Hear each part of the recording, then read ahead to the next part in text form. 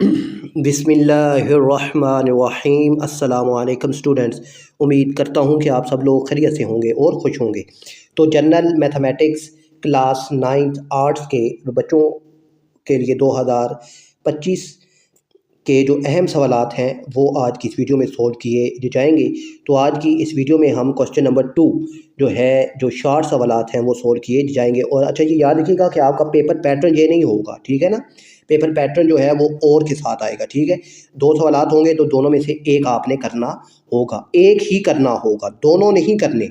बच्चों ने पिछले साल भी बड़ी मिस्टेक की हैं, दोनों पार्ट सोल्व किए हैं, तो आपने ऐसा नहीं करना, एक ही पार्ट सोल्व करना है जो आपको अच्छे तरीके से आता है। तो अब ये सवालात जो हैं ये मैं आपसे शेयर करता हूँ और ये जो है इनका जो सलूशन है वो आपके सामने होगा और साथ में आपको समझाता जाऊँगा। अच्छा बच्चों, अब पहला सवाल है कि एक हॉकी टीम है जिसने 62% मैच विन किए हैं और जो मैच ड्रा हुए हैं वो 26% हुए हैं, तो उसने लॉस कितने किए हैं। तो आपको मालूम है कि बच्चों टोटल परसेंटेज होती है 100। तो आप इन दोनों को ऐड करके अगर आप 100 में से माइनस करते हैं, ठीक है, 100 माइनस 62 प्लस 26 तो ये आ जाएगा 88। तो 100 माइनस 88 तो आपके पास आ जाएगा कि लॉस कि उसने 12% मैचेज जो है वो लॉस किए हैं, ठीक है। सिंपल सा सवाल है कि आपके पास अगर आपको बस ये आपको याद होना चाहिए कि टोटल जो परसेंटेज होती है वो 100% होती है। अब परसेंटेज में है तो अब इतने विन है, इतने उसने मैच जो है वो ड्रॉ किए हैं, तो अब जो लॉसेज हैं वो जाहिर सी बात है कि इन दोनों को ऐड करके आपने 100 में से माइनस करना होगा, तो आपके लॉसेज आ जाएंगे। और इसके बाद है जी बच्चों हमारे पास से जो सवाल नंबर है 2, ठीक है, कि एक फैक्ट्री है जो 560 फैंस बनाती है 7 दिनों में और 20 मशीनों की मदद से। तो अब वो कितने फ़ैन बनाएगी अगर 12 डेज़ हों और 18 मशीनें हों, ठीक है। तो अब जब इस तरह के बच्चों से सवालात आते हैं तो आपने ये काम करना होता है कि आपने एक मशीन की प्रोडक्शन को पहले फाइंड आउट करना होता है। तो एक मशीन की प्रोडक्शन जो है वो 560 फ़ैन है। तो अब ये उसने 7 दिनों में 20 मशीनों की मदद से बनाए हैं। तो आपने 560 को 7 मल्टीप्लाई 20 के साथ डिवाइड कर देना है। तो आपके पास आ जाएगा कि एक मशीन जो है वो 4 फ़ैन जो है वो एक दिन में बनाती है। जब एक मशीन जो है वो 4 फ़ैन एक दिन में बना रही है तो वो फिर अब जो है नेक्स्ट कि ये यहाँ पे तो वो जो है अब फिर जो है अब 12 डेज़ में 18 मशीनें जो हों और एक मशीन जो है वो 4 बनाए तो वो 864 फ़ैन बनाएगी। सिंपल आपने इस तरह के सवालात को इस तरीके से हल करना होता है। फिर है बच्चों आपका क्वेश्चन नंबर है 3 और इसकी स्टेटमेंट बच्चों स्क्रीन पे आपके सामने है कि एक आदमी है वो फोत हो गया है और उसकी जो प्रॉपर्टी है वो है 20 लाख रुपए की और उसकी एक बेवा है, विडो है और 2 सन्स हैं। अब इनमें डिस्ट्रीब्यूट करना है। तो सबसे पहले जो टोटल प्रॉपर्टी होती है इसमें से बेवा का 1/8 हिस्सा निकालना होता है, ठीक है। तो हमने 1/8 को जब 20 लाख के साथ मल्टीप्लाई करवाया तो हमारे पास आ गया जी 2,50,000 रुपये जो है उसकी बेवा को मिलेंगे। अब जो रिमेनिंग अमाउंट है अब जो रिमेनिंग अमाउंट बच्चों हमारे पास बची वो 20 लाख में से 2,50,000 हमने माइनस किया तो हमारे पास आ गई 17,50,000। अब उसके सिर्फ दोनों बच्चे हैं, बेटी नहीं है। तो जब 2 ही बच्चे हैं तो दोनों को शेयर जो है वो इक्वली मिलेगा। तो हमने इसको 2 पे डिवाइड करवाना है तो हमारे पास आ जाएगा जी 8,75,000 रुपये जो है वो ईच सन को मिलेंगे, यानी हर एक बच्चे को 8,75,000 रुपये मिलेंगे। और अगर इसकी बेटी होती तो फिर सवाल को सोल्व करने का जो मेथड है वो तब्दील हो जाता। अगर सपोज उसकी एक बच्ची भी है और अगर सवाल पेपर में वाला पूछे कि उसकी 2 बेटे हैं और एक डाटर है तो फिर आपने सवाल को कैसे सोल्व करना होगा, ठीक है। उसकी एक तो सिंपल है बच्चों। अब यहाँ पर आप देखिएगा, ज़रा मैं इसको थोड़ा सा रेत के करता हूँ ताकि आपको समझ आ जाए। अब बच्चों जो सन होता है इसका इसका हिस्सा होता है 2%। फिर आपने इसको ऐसे करना था 2:2। अब 2 बच्चे हैं और 1 बेटी है, तो एक बच्चा की रेशो, दूसरे बच्चे की रेशो और बेटी की रेशो ये आ गई है। अब तो फिर आपने इसका ये करना था जी सम ऑफ रेशो, ठीक है। सम ऑफ रेशो आपके पास आ जाएगा 2 + 2 + 1, तो ये आ जाएगा 5, ठीक है। अब ये 5 आ गया है, तो अब जो है कि अब एक बेटे को कितना हिस्सा में मिलेगा, वो आ जाएगा जी 2/5, यानी बच्चे की रेशो ऊपर, टोटल रेशो नीचे, मल्टीप्लाई जो आपके पास अमाउंट है, ठीक है। आपने 17,50,000 जो है, फिर आपने इसको सोल्व करना है, तो आपके पास एक बच्चे की कीमत आ जाएगी। फिर इसी तरीके से जो एक बच्चे की कीमत आएगी वही दूसरे की भी होगी। फिर इन दोनों को ऐड करना है और फिर टोटल में से माइनस करना है, तो बेटी का हिस्सा भी आ जाएगा, ठीक है। इस तरह के सवालात को आपने इस तरीके से सॉल्व करना है। और इसके बाद है जी बच्चों हमारे पास क्वेश्चन नंबर है 4। तो 4 को देखते हैं बच्चों कि जो क्वेश्चन नंबर 4 है। अब जो 4 है कि एक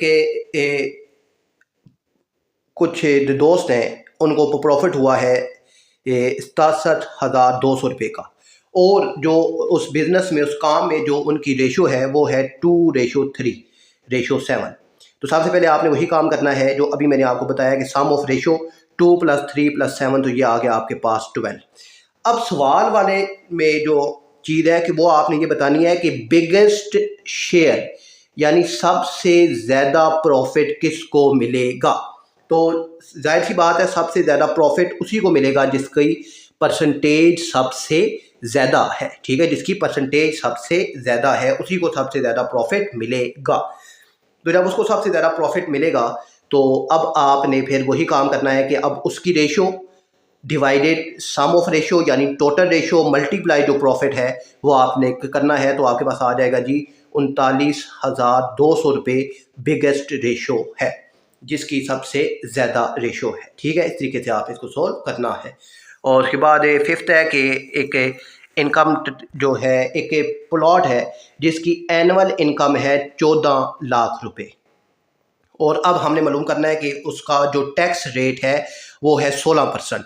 तो 16% का मतलब क्या है बच्चों, 0.16। आपने 16 को 100 से डिवाइड करवाना है, तो आपके पास आ जाएगा 0.16। अब जब ये आपके पास आ गया है तो अब हमने ये मालूम करना है कि पेएबल टैक्स कितना है, यानी वो टैक्स कितना देगा। तो 0.16 को आपने 14 लाख के साथ मल्टीप्लाई करवा देना है, तो आपके पास आंसर आ जाएगा जी 2,24,000 रुपये वो टैक्स देगा। ये जो है इंटर टैक्स वाले सवाल इस तरीके से सोल्व किए जाते हैं। मुझे उम्मीद है कि ये 5 सवाल आपको समझ आ गए होंगे। अब जो है नेक्स्ट जो है क्वेश्चन है उनकी तरफ मूव करते हैं। अच्छा बच्चों, अब है जी हमारे पास क्वेश्चन नंबर 6 है कि ए है जी हमारे पास इसकी पावर 1/4 और बी की पावर है 1/3 और इनकी होल पावर है -1/2। ये डिवाइड हो रहा है, ए की पावर है 1/3, बी की पावर 1/4, इनकी होल पावर है -5। तो इस तरह के सवालात में जो सबसे पहला काम होता है वो ये होता है कि ये जो नेगेटिव होल पावर होती है इसको बनाते हैं प्लस। तो इस नेगेटिव को प्लस बनाने के लिए हम इसको उल्टा देंगे, ठीक है। हर वैल्यू के नीचे 1 मौजूद होता है, ठीक है, याद रखिएगा। तो 1 ओवर ये सारी वैल्यू आ जाएगी और पावर जो है वो माइनस से पॉजिटिव हो जाएगी 1/2। ठीक हो गया बच्चों। और इसके बाद है जी ये जो है ये वाला भी 1 ऊपर और ये वैल्यू नीचे आएगी, तो पावर हो जाएगी +5। ओके हो गया बच्चों। अब ये जो है फिर इसके बाद अब ये जो है 1/2 अंदर मैं इनके साथ मल्टीप्लाई करवा दूंगा। तो 1/2 इस 1/4 के साथ मल्टीप्लाई होगा तो आ जाएगा 1/4 × 1/2। ये 1/2 1/3 के साथ होगा तो 1/3 × 1/2 डिवाइडेड 5 मल्टीप्लाई होगा तो 1/3 × 5 और बी 1/4 × 5, ठीक है। इसके बाद अब ये आपस में मल्टीप्लाई हो जाएंगे। तो अब मल्टीप्लाई होंगे तो अब ये देखिए 1/4 है, तो 1 1 ज़ा 1 और 4 2 ज़ा 8, 1/8 बन गया। फिर 1 1 ज़ा 1 और 3 2 ज़ा 6, तो बी की पावर 1/6 डिवाइडेड। अब ये 5 ऊपर है तो 5 1 ज़ा 5 और नीचे 3 है तो 5/3। यहाँ पे 5 1 ज़ा 5, अच्छा ये ऐसे लिखा हुआ है ना, ठीक है। 1/4 × 5 है तो ये ऊपर वाले आपस में मल्टीप्लाई होंगे। 5 1 द 5 और नीचे 5 नीचे कुछ नहीं है तो होता है 1 तो 4 1 द 4, तो ये बन गया 5/4। अब जब यहाँ तक आपके पास बन गया है तो इसके बाद आगे सिंपल है बच्चों कि अब यहाँ पर ये देखिए बेस या अब ये मल्टीप्लाई हो रहे हैं और बेस सेम है। बेस सेम हो तो पावरें आपस में प्लस या माइनस होती हैं। अब यहाँ पर देखिए 5/3 ऊपर है और 1/8 नीचे है, तो ये प्लस 1/8 जब नीचे से ऊपर जाएगा तो ये हो जाएगा माइनस। तो a 5/3 ये वाला माइनस 1/8 ये वाला, ठीक है। बेस सेम है, वो एक दफ़ा आती है और पावरें जब नीचे से ऊपर जाए या ऊपर से नीचे आए तो फिर वो माइनस हो जाती है। फिर इसी तरीके से b जो है ये 5/4 ये प्लस 1/6 ऊपर जब इसमें से जो जाएगा तो ये माइनस 1/6 हो जाएगा। अब आपने कैलकुलेटर में 5/3 माइनस 1/8 लिखना है और तो आपके पास आंसर आ जाएगा 37/24 और फिर आपने 5/4 माइनस 1/6 लिखना है तो आपके पास आंसर आ जाएगा 13/12। तो ये आपने इसको सोल्व कर लिया है, इसको सिंप्लीफाई करना था। और ये दूसरा है बच्चों हमारे पास क्वेश्चन नंबर 7 है। तो अब क्वेश्चन नंबर 7 है कि x जो है x3 और मल्टीप्लाई y हो रहा है, उनकी होल पावर 3 है। फिर ये 2xy इसकी पावर है -2, नीचे है 4x की पावर -4 और y की पावर -5। अब वही काम के सबसे पहले जो नेगेटिव वाले हैं इनको पॉजिटिव बनाना है। तो ये पॉजिटिव है, ये ऐसे ही रहेगा। ये नेगेटिव 4 है, ऊपर जाकर ये +4 हो गया। ये -5 है तो ऊपर जाकर ये +5 हो गया। अब ये -2 है, ये नीचे आकर ये +2 हो गया है। ठीक हो गया बच्चों। अब आप इसको अंदर मल्टीप्लाई ये जो है इनकी ब्रैकेट इनको ओपन कर सकते हैं। ये 3 3 9 तो x की पावर 9 हो जाएगा और y की पावर है 1 तो 1 3 ये y की पावर 3 हो गई और ये x 4 और y 5 ऐसे ही रहेगा। नीचे ये 4 ऐसे ही है, ये 2 का स्क्वायर 4 होता है, 4 आ गया तो x की पावर भी 2 और y की पावर भी 2 आ गई है। ठीक है बच्चों। अब इसके बाद वही सिंपल सा आखिरी स्टेप है और वो क्या है कि अब यहाँ पर ये देखिए कि ये y की अब ये x और नीचे भी x, अब बेस तीनों की सेम है और ये आपस में मल्टीप्लाई डिवाइड हो रहे हैं। तो अब आपने इनकी पावरें जो है आपस में प्लस माइनस कर देनी है। x एक दफ़ा आएगा, इसकी पावर 9 और ये प्लस, अब ये मल्टीप्लाई हो रहा है ना तो ये +4 आएगा। अब ये जो है x2 डिवाइड हो रहा है, यानी नीचे से जब ये ऊपर जाएगा तो ये इसकी पावर नेगेटिव हो जाएगी। इसी तरीके से y की पावर है 3, फिर y की पावर 5, दोनों मल्टीप्लाई हो रहे हैं तो उनकी पावरें ऐड हो गई। ये +2 है, नीचे से ऊपर जाएगा तो -2 हो जाएगा और 4 4 ये 16 हो गया आपके पास। ठीक है। और वही बात अब 4 और 9 और 4 जो है वो 13 में से 2 माइनस होंगे तो ये आ जाएगा x की पावर 11, 5 और 3 8 में से 2 माइनस होंगे तो ये आ जाएगा y की पावर 6 और नीचे जो है 16 ऐसे ही रहेगा। तो ये आपने इसको सॉल्व कर लिया है। अब जो है बाकी सवालात उनकी तरफ मूव करते हैं। अच्छा बच्चों, अब है हमारे पास क्वेश्चन नंबर 8 कि जिसमें है जी हमारे पास से 2 log 5 plus log 8 minus 1/2 log 4 है। इसको हमने इवेल्युएट करना है, यानी सिंप्लीफाई करना है, इसका आंसर फाइंड आउट करना है। तो इस सवाल को करने से पहले कुछ log की प्रॉपर्टीज़ हैं। 3 प्रॉपर्टीज़ मैंने आपको अभी बतानी है। पहली है कि अगर कोई नंबर है और उसके साथ log है और उसकी पावर है तो पावर शुरू में आ जाती है, तो ये हो जाता है n log a हो जाएगा। फिर है कोई दो नंबर आपस में मल्टीप्लाई हो रहे हैं, उनके साथ log है तो दोनों के साथ log आएगा और दरमियान में साइन प्लस का आ जाएगा अगर मल्टीप्लाई हो रहे हैं। और इसी तरीके से दो नंबर अगर डिवाइड हो रहे हैं तो दोनों के साथ log आएगा और साइन माइनस हो जाएगा। ठीक है। मल्टीप्लाई हो रहे हैं तो साइन प्लस आ जाएगा और अगर डिवाइड हो रहे हैं तो साइन माइनस आ जाएगा। ठीक है। और अब आप पहली प्रॉपर्टी को अगर देखें तो पावर शुरू में है, यानी 2 का क्या मतलब है कि 2 जो है 5 की पावर था तो ये पावर शुरू में आएगी तो ये बन जाएगा log जो है 5 की पावर 2 प्लस ये log 8 ऐसे ही रहेगा। और अब ये 1/2 log से पहले है तो इसका मतलब है कि ये 4 की पावर है तो माइनस log 4 1/2 आ गया है। अब यहाँ पर ज़रा आप इसको देखें तो log 5 की पावर 2 25 हो जाएगा। फिर log 8 ऐसे ही रहेगा और 4 1/2। तो बच्चों जो 1/2 का मतलब, इसका क्या मतलब है कि ये अंडर रूट है तो 4 अंडर रूट अगर आप लें तो ये आपके पास 2 बच जाएगा तो log 2 आ गया है। इसके बाद आपने अब इसको सिंगल लॉग के अंदर लिखना है, ठीक है। अब सिंगल लॉग में लिखने के लिए इसकी प्रॉपर्टी जो है वो अब जो है अब ये दूसरी और तीसरी प्रॉपर्टी का इस्तेमाल हम लोगों ने करना है। तो अब यहाँ ये देखिए कि अब ये log 25 प्लस log 8 दोनों आपस में प्लस हो रहे हैं। इसका मतलब क्या है कि दोनों आपस में मल्टीप्लाई हो रहे थे, तो इनके दरमियान साइन प्लस का आ गया है। अब सिंगल लॉग में जब मैं इनको लिखूंगा तो इनके दरमियान मल्टीप्लाई का आ जाएगा। ये माइनस है, तो इसका क्या मतलब है कि log 2 डिवाइड में था, इसीलिए इसके साथ साइन माइनस का आया है, तो ये 2 नीचे आ जाएगा। अब ये 25 मल्टीप्लाई 8 डिवाइडेड 2 ये आपके पास बनता है log 100, और log 100 जब आप कैलकुलेटर में लेंगे तो आपके पास आंसर आ जाएगा 2, और ये आपने इसको इवेल्युएट कर लिया है। क्वेश्चन नंबर 8 सोल्व हो गया है। अब मूव करते हैं क्वेश्चन नंबर 9 की जानिब। तो क्वेश्चन नंबर 9 है बच्चों कि nth टर्म ऑफ AP हमने मालूम करनी है, यानी हमने AN मालूम करना है। तो जो सवाल है वो है जी AN माइनस 5 इक्वल है 3n प्लस 9, ये हमें क्वेश्चन दिया गया है। अब ना यहाँ पे ये जो AN माइनस 5 लिखा हुआ है, तो यहाँ पे हमने लेकर आना है सिर्फ AN, तो n की जगह मैंने पुट कर दिया n प्लस 5, ठीक है। ये जो n है इस n की जगह आ गया n प्लस 5 और माइनस 5 साथ ऐसे ही, और यहाँ पर ये जो n है इसकी जगह भी आ जाएगा n प्लस 5 और साथ प्लस 9 ऐसे ही। अब ये ब्रैकेट अगर ओपन हो तो ये आपके पास आ जाएगा जी n प्लस 5 और माइनस 5, और ये 3 अंदर मल्टीप्लाई हो तो 3n प्लस 3 5 15 प्लस 9। अब ये प्लस 5 माइनस 5 आपस में हो जाएंगे कैंसिल, तो यहाँ रह जाएगा सिर्फ AN, और यही हमने मालूम करना था। और ये 3n और 15 प्लस 9 ये 24 हो जाएगा, तो ये nth टर्म ऑफ AP आपने मालूम कर ली है, ठीक है। सिंपल सा ये सवाल है।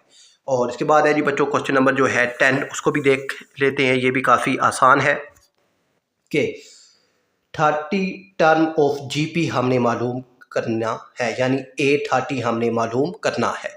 तो अब हमारे पास जो है कि वो x1 और 1/x ये हमें 3 टर्म दी गई हैं, तो हमने जो है n30 मालूम करना है। अच्छा, जब हमने n30 मालूम करना है तो हमारे पास से GP का फार्मूला होता है AN इक्वल टू ARn-1। ये जो R है, R से मुराद होता है कॉमन रेशो। अब ये कॉमन रेशो कैसे मालूम होती है, तो ये होती है जी A2 ओवर A1, यानी ये जो पहली वैल्यू होती है ये A1, फिर ये A2 और ये फिर A3, इसी तरीके से ये A4 A5 आगे चलता रहता है। तो आप इस दूसरे वैल्यू को ऊपर रखना है और पहली वैल्यू जो है इसको आपने नीचे रखना है, तो इनको डिवाइड करना है A2 ओवर A1।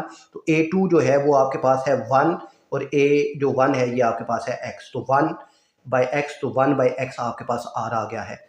और आप इसको A3 ओवर A2 भी कर सकते हैं, यानी हाईएस्ट वैल्यू जो A जो है वो ऊपर आती है और जो लोएस्ट है वो नीचे। अब लोएस्ट से मुराद क्या है कि जो अगली वैल्यू है, अब A3 जो है वो और A2, अब A3 ऊपर आएगा और A2 नीचे आएगा, फिर A4 ऊपर आएगा और A3 नीचे आएगा, तो A3 ओवर A2। अब A3 जो है वो 1 ओवर x है और A2 जो है वो 1 है, तो यहाँ भी आंसर 1 ओवर x आता है। तो कॉमन रेशियो और कॉमन जो डिफरेंस होता है ये सेम आते हैं। आप जो है ये इस तरह का करें या इस तरह करें। खैर, अब हमारे पास R आ गया 1 ओवर x।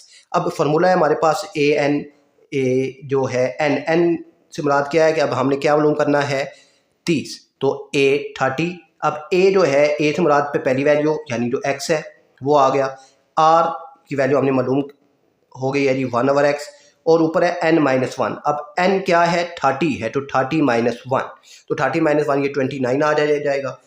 जब ये ओपन होगा तो ये आ जाएगा जी 1 ओवर x जो है वो 29 इसकी पावर आ जाएगी। अब ये x है, ये अब बेस दोनों की सेम है, तो जब बेस सेम हो तो पावर आपस में ऐड होती हैं, तो इसकी पावर है जी +1, तो +1 जब नीचे आएगा तो ये हो जाएगा -1, तो x 29 -1 तो 1 ओवर x 28। ये आपके पास जो है A30 टर्म जो है A30 आपने मालूम कर लिया है। तो इस तरह के सवाल पे एग्ज़ाम में लाजमी आते हैं, तो इन पर आपने ज़रा फोकस करना है, और सवाल होते इसी तरीके से ही हैं, सिंपल तरीके से। हम वो करते हैं नेक्स्ट सवालात की जानिब। अब बच्चों हमारे पास क्वेश्चन नंबर है 11 कि इसमें हमने ज्योमेट्रिक मीन मालूम करना है इन दो वैल्यूज़ के दरमियान, यानी A और B। तो आपने इन दोनों को आपस में मल्टीप्लाई करवाना है और इनका अंडर रूट लेना है। तो 2 8 16 एक्स स्क्वायर वाई 4 आ जाएगा। तो अब ये तीनों आपस में मल्टीप्लाई हो रहे हैं तो मैंने इनको मल्टीप्लाई में लिख दिया है। ये स्टेप आपको समझाने के लिए है, ठीक है। ये दो स्टेप जो है, ये दोनों स्टेप आपको समझाने के लिए मैंने लिखे हैं। मल्टीप्लाई हो रहे हैं तो के दरमियान मल्टीप्लाई का साइन आ गया। अब इन तीनों के ऊपर अगर अंडर रूट है तो तीनों के ऊपर सेपरेट अंडर रूट भी आ सकता है, तो वो मैंने लिख दिया है। 16 under root x square under root, ये y की पावर 4 है तो y की पावर 4 को मैंने y2/2 करके लिखा है, उसके ऊपर अंडर रूट ले लिया है। अब 16 का अंडर रूट आप लें तो 4 आता है। ये स्क्वायर और अंडर रूट आपस में हो जाएंगे कैंसिल, तो सिर्फ x रह जाएगा। अब ये स्क्वायर और ये अंडर रूट कैंसिल होंगे तो हमारे पास रह जाएगा y2, तो ये y2 आ गया है। तो ये 4xy का स्क्वायर, ये आपके पास आंसर आ गया है इसका। और इसके बाद है जी बच्चों हमारे पास क्वेश्चन नंबर है 12। तो अब तो 12 को समझते हैं। तो क्वेश्चन नंबर जो है जी, इसमें हमने हमारे पास u है, a है और b है। हमने मालूम क्या करना है, a यूनियन b का कम्प्लीमेंट इक्वल है a का कम्प्लीमेंट इंटरसेक्शन b कम्प्लीमेंट। इसे डी मॉर्गन लॉ भी कहते हैं। और डी मॉर्गन लॉ की बच्चों एक सेपरेट जो है, मैंने काफ़ी डिटेल से वीडियो अपलोड पहले से ही जो है वो अपलोड है हमारे इसी चैनल पर। तो उसका थंबनेल बच्चों आपके सामने है और उसका जो लिंक है वो मैं इंशाल्लाह डिस्क्रिप्शन में दे दूंगा। आपने उसको लाजमी समझना है, क्योंकि डी मॉर्गन वाला जो सवाल है ये लॉन्ग में और शॉर्ट में दोनों में से किसी एक जगह पे लाजमी पूछा जाता है। तो उसको भी आपने वीडियो देखकर लाजमी समझ लीजिएगा। खैर, अब ये है जी a यूनियन b का होल कम्प्लीमेंट इक्वल है a complement intersection b complement. अब सबसे पहले हम इसकी लेफ्ट हैंड साइड को सोल्व करते हैं। लेफ्ट हैंड साइड है जी हमारे पास a यूनियन b का होल कम्प्लीमेंट।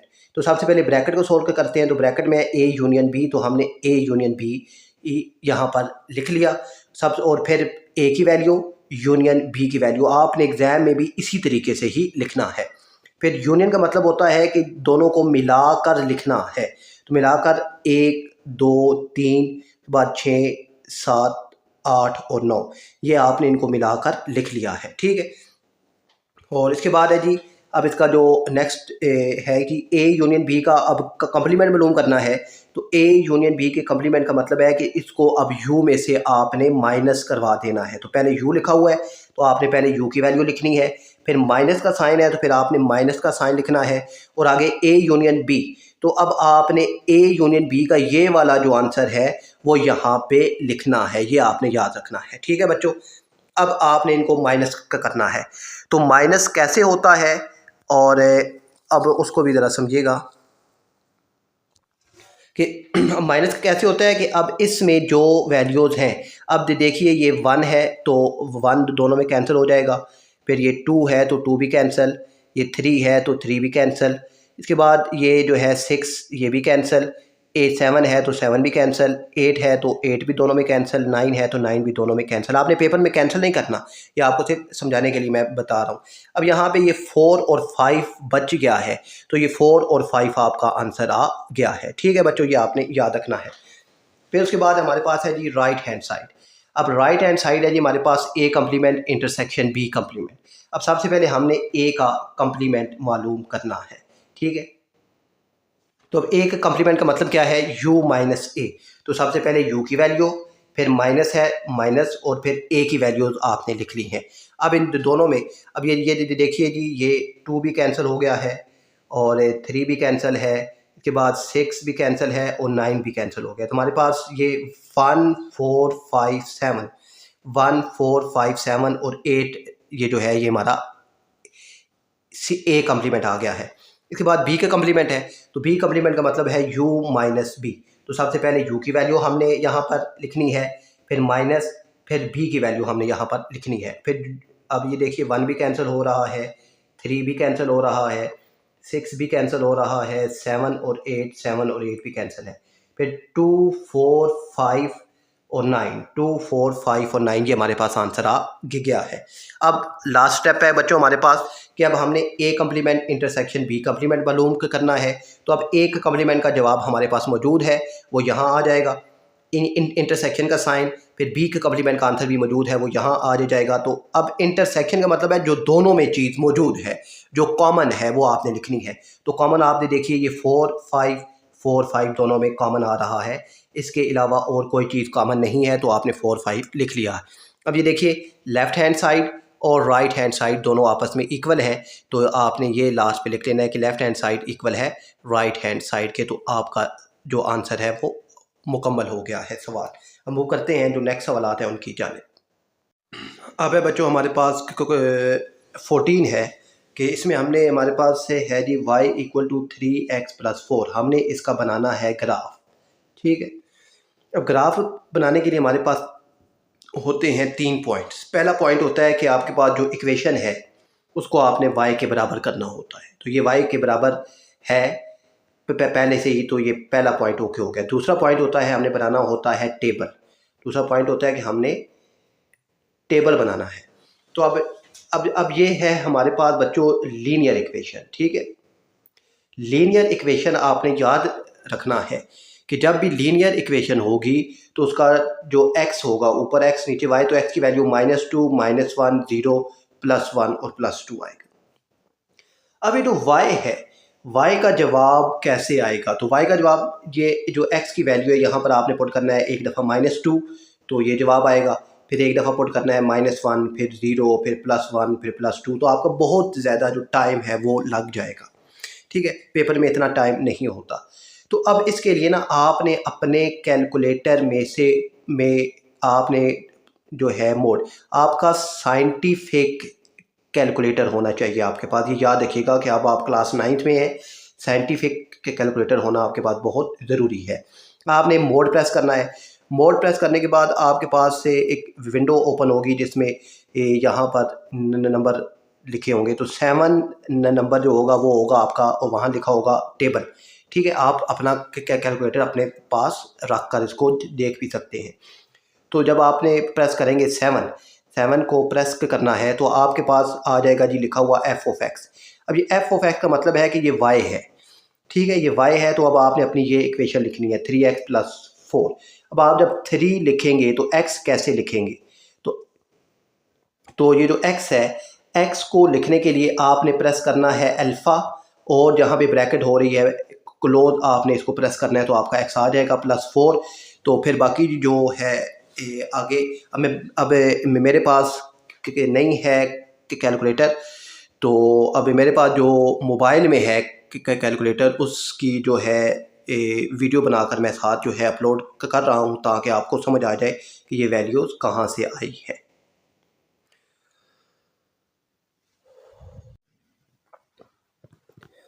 अच्छा अब बच्चों, अब ना हमने बनाना है टेबल। तो टेबल के लिए बच्चों आपने अपने जो कैलकुलेटर है, तो कैलकुलेटर में आपने प्रेस करना है मोड, ठीक है। जब आप मोड को प्रेस करेंगे तो आपके पास से जो है एक विंडो ओपन होगी जिसमें 7 नंबर पे लिखा होगा टेबल, तो आपने प्रेस करना है टेबल। अब वो आपसे पूछ रहा है f(x). तो f(x) से मुराद है बच्चों जो आपकी इक्वेशन है 3x+4 वो आपने लिखनी है। तो आपने प्रेस करना है 3। अब जो x है, अब x जो है ये आपने याद रखना है, ये आपने अपने ही कैलकुलेटर में अल्फ़ा और ये जो ब्रैकेट हो रही है क्लोज इन 2 से x आएगा। आपने सबसे पहले प्रेस करना है अल्फ़ा, इसके बाद आपने प्रेस कर देना है ब्रैकेट बंद, तो x आ जाएगा, ठीक है। इसके बाद +4 आपने लिखना है, उसके बाद आपने प्रेस करना है इक्वल। तो अब g(x) ये हमारे काम का नहीं है, तो आपने फिर प्रेस कर देना है इक्वल। तो अब वो आपसे पूछ रहा है स्टार्ट, तो ग्राफ स्टार्ट हो रहा है -2 से, तो आपने -2 लिखना है और इक्वल प्रेस करना है। और एंड किस पे हो रहा है? एंड हो रहा है +2 पे, तो आपने +2 लिखना है और इक्वल प्रेस करना है। फिर वो आपसे पूछेगा स्टेप, जो स्टेप होता है 1, उसके बाद आपके पास f(x) की वैल्यू आ जाएगी, ठीक है। और इसके बाद फिर जो आंसर आ रहे हैं, ये आंसर अब ये देखिए, ये आपके पास वो x वाले आंसर है और ये f(x) वाले हैं, जो यानी कि y के आंसर है। ये आपने अब अपने टेबल में लिख लेने हैं। तो अब आपका जो टाइम है वो भी सेव हो गया और वैल्यूज़ भी आपके पास ठीक आ गई हैं। अब बच्चों मुझे उम्मीद है कि आपको समझ आ गया होगा कि ये वैल्यूज़ कहाँ से आई है। अब अब यहाँ देखिए -2 पे आंसर है -2, तो ये x का -2 है। अच्छा, आपने ना जब ये ग्राफ बनाना है तो अब देखिए कि बड़ी वैल्यू आ रही है 10, तो आप मैंने 2 का गैप दे दिया है y में, ठीक है। तो आपने इसी तरीके से जो है अपना गैप देना है और x की वैल्यू तो हमेशा यही रहेंगी। अच्छा, अब यहाँ पर ये देखिए कि -2 पे आंसर आ रहा है, -2 तो -2 ये है, तो यहाँ पर ये हमारा पहला पॉइंट आ गया है। फिर उसके बाद -1 पे आ रहा है जी, +1 तो +1 यहाँ पे है, तो ये यहाँ पे आ जाएगा पॉइंट। फिर 0 पे आ रहा है, अब x 0 है तो यानी x हो गया ख़त्म, तो अब y का 4 यहाँ पे है तो यहाँ पे आ जाएगा पॉइंट। फिर +1 पे आ रहा है 7, तो ये +1 है, +1 पे 7 यहाँ आ गया, ये सेंटर में। बाद +2 पे आ रहा है जी 10, तो +2 पे ये आ गया 10। तो अब आपने सिंपल यहाँ से, ये लीनियर इक्वेशन है तो आपकी एक स्ट्रेट लाइन बन जाएगी। तो ये आपका ग्राफ बन गया है सिंपल, ठीक है। यहाँ पे इस साइड पे +x होता है, इस साइड पे -x, ऊपर होता है +y और जो होता है नीचे ये होता है जी हमारे पास -y, ठीक है। और ये इस तरीके से आपने इसका ग्राफ बनाना होता है। अब मूव करते हैं जो है क्वेश्चन नंबर 15 उसकी जानिब। तो क्वेश्चन नंबर 15 है जी, हमारे पास से वैल्यूज है 2, 3, 6, 8, 11। हमने इनका स्टैंडर्ड डेविएशन मालूम करना है। तो ये अब अनग्रुप डाटा है, ठीक है। जब अनग्रुप डाटा हो तो स्टैंडर्ड डेविएशन का फार्मूला है summation of x minus x bar divide का स्केयर और डिवाइडेड बाय n और इनका अंडर रूट, ठीक है बच्चे। यहाँ पर स्केयर और अंडर रूट आपस में कैंसिल नहीं होगा, ठीक है ना। x माइनस एक्स बार का स्केयर है, फिर डिवाइडेड बाय n है, फिर अंडर रूट है, ठीक है। तो अब यहाँ पर आपने अब ये जो x बार है, ये जो x बार का मतलब है बच्चों मीन होता है। x बार का मतलब होता है मीन। आप सबसे पहले मीन मालूम करना है, तो अनग्रुप डाटा का मीन मालूम करने का summation of x divided by n। तो x से मुराद है कि ये सारी वैल्यू जो उसने दी है 2, 3, 6, 8, 11, तो ये सारा आपके पास x है, ठीक है। अब ये इन सारी वैल्यूज आपने यहाँ पर ये जो जितनी भी वैल्यूज थी इनको आपस में ऐड किया, डिवाइडेड बाय n से मुराद होता है टोटल कितने नंबर हैं, 1, 2, 3, 4, 5। तो इन सबको जब आपने ऐड किया तो ये आ गया 30 डिवाइडेड 5, तो ये मीन आपके पास आ गया है 6। जब मीन 6 आ गया है उसके बाद अब मूव करते हैं अपना जो है टेबल उसकी जानिब। अब टेबल में हमारे पास ये सारी वैल्यूज x हैं, तो अब सबसे पहले हमने x माइनस एक्स बार मालूम करना है। तो x 2 है तो 2 माइनस एक्स बार है 6, तो 2 माइनस 6 -4, 3 माइनस 6 -3, 6 माइनस 6 0, 8 माइनस 6 2 और 11 माइनस 6 5 आ गया, ओके हो गया। अब x माइनस एक्स बार का ये जो आंसर आया है इनका हमने लेना है स्केयर, तो 4 का स्केयर 16, 3 का स्केयर 9। अब जब स्केयर की वजह से माइनस ख़त्म हो जाता है, याद रखिएगा, 0 का 0, 2 का 4, 5 का 25। फिर इन सब का लेना है समीशन, तो इन सब का समीशन आ गया है 54।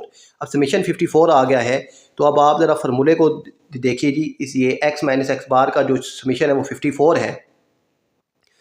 तो अब ये डिवाइड होगा n के साथ, तो n 5 है तो 54 डिवाइडेड 5, तो ये आ गया 10.8। अब इसका अंडर रूट भी है, तो ये जो है अंडर रूट, तो 10.8 का जब आप अंडर रूट लेंगे तो ये आ जाएगा 3.28। तो यही आपका स्टैंडर्ड डेविएशन है। तो मुझे उम्मीद है कि आपको समझ आ गया होगा। और उसके बाद है जी हमारे पास 16 है, हमारे पास ये 3, 5, 6, 8, 8, 9, 10 है। हमने इसका मीन और मोड मालूम करना है। तो मीन मालूम होता है, तो मीन के लिए सबसे पहले डाटा को अरेंज करके लिखना होता है।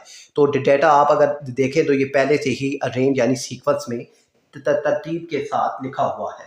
तो जब ये तरतीब के साथ लिखा हुआ है तो मीन के लिए सिंपल आप एक वैल्यू यहाँ लास्ट से काटें, एक शुरू से, फिर लास्ट से, फिर शुरू से, फिर एक वैल्यू लास्ट से, फिर एक शुरू से। तो दरमियान में जो बच गया है ये आपका जो है मीडियन, सॉरी मीन नहीं मालूम करना, मीडियन मालूम करना है इसका। तो मीडियन आ गया आपका 8, सिंपल, ठीक है। ये आपने, और जो मोड होता है मोस्ट रिपीटेड वैल्यू। तो अब आप देखिए 8 जो है ये 2 दफ़ा रिपीट हो रहा है, तो जो 8 है ये आपका मोड आ गया है। सिंपल सा ये सवाल था। अब मूव करते हैं नेक्स्ट क्वेश्चन की जानिब। जो अब हमारे पास क्वेश्चन नंबर 17 है कि 2 नंबर्स हैं, इनके दरमियान हमने अरिथमेटिक मीन मालूम करना है। तो सिंपल दोनों को आपने ऐड करना है, 2√5 + 6 √5 और इनको 2 से डिवाइड कर देना है। अब ये भी √5, ये भी √5 है, तो 6 + 2 8 √5 हो जाएगा, डिवाइडेड 2, तो ये 2 8 से कैंसिल होगा तो ये आ जाएगा 4√5। ये आपने अर्थमेटिक मीन इसका मालूम कर लिया है। सिंपल सा सवाल था। अब जो अहम सवाल है वो है बच्चों क्वेश्चन नंबर 18 है। 18 है कि हमारे पास ये 5 to 1 मल्टीप्लाई 10 की पावर 3 मल्टीप्लाई 12 डिवाइडेड 2 मल्टीप्लाई 10 की पावर 2 है। हमने इसको सिंप्लीफाई करना है और इसके जवाब को साइंटिफिक फॉर्म में लिखना है। तो बच्चों सबसे पहले हमारे पास ये देखिए 5 to 1 और जो है to 12, इनके ऊपर पावर नहीं है तो इनको आपस में हमने लिख दिया है और मल्टीप्लाई कर दिए 10 की पावर 3, नीचे ऐसे ही 2 मल्टीप्लाई 10 की पावर 2। अब दो चीज़ें हमारे पास बन गई हैं, ठीक है। अभी देखें ये 5 to 1 12 और 2 इनके ऊपर पावर नहीं है तो हमने इनको एक जगह लिख दिया और ये 10 की पावर 3 और 10 की पावर 2 इनको एक जगह लिख दिया है हमने यहाँ पे। अब यहाँ पर सिंपल है कि आपने अब जो है 5 to 1 मल्टीप्लाई 12 डिवाइडेड 2 आपने इसको लिखना है कैलकुलेटर में, तो आपके पास आंसर आ जाएगा 3126। और ये 10 की पावर 3 है, ये +2 जब शिफ्ट होकर ऊपर जाएगा जी हो जाएगा -2, तो आपके पास आ जाएगा जी 3126 मल्टीप्लाई 10 की पावर 1। अब ये आ गया है। तो अब आगे जो है अब यहाँ पर पॉइंट मौजूद है तो हमने इसको साइंटिफिक फॉर्म में लिखना है। तो पॉइंट यहाँ से यहाँ पर हमने शिफ्ट करना है, ठीक है। राइट से लेफ्ट की तरफ हमने पॉइंट शिफ्ट करना है। तो पॉइंट यहाँ से यहाँ पर आएगा तो ये आएगा 3.126।